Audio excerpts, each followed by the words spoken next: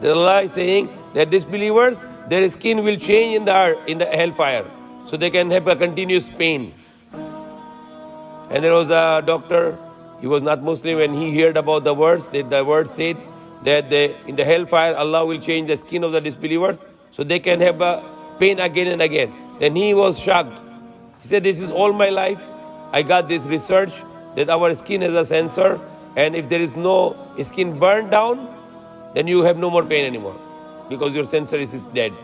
So the skin needs to go back again to get pain again. That's why in the doctor, when you have a 3rd-degree burn, they prick the needle, and if there is no pain, then they say the sensors are dead. So if the sensor dead, and if you want to give person pain again, then you have to change the skin again. That's why Allah said in the Quran that Allah will change the skin of the disbelievers again and again, so they have a continuous pain. Surah Al-Anbiya, verse number 30, Surah number 21. And from the water, we bring all the life. Without water, everything is dead.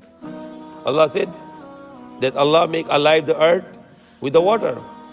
And how it's become alive? There are germs and bacteria in the earth, on the soil, which is like 86% of the total soil. And they're all dead when there is no water. And once you pour the water, all the bacteria become alive, and they start to do the helping us for the agriculture. So earth is really dead, but Allah make it alive. Quran mentioned about the iron. Wanzalna al-hadid. Allah said, we send down from the above the iron. Why Allah say this? Why He did not say that the iron was get out from the earth? Rather He say we send down the iron. So a group of Muslims, they went to the Professor Armstrong and they asked him, is this iron was coming from the earth? He said no. According to the modern science, the iron came from extraterrestrial sources. So who tell to Prophet Muhammad 1450 years ago that iron was not come from the earth, but it was came from above the earth? Because the Creator sent down the book and He mentioned it there.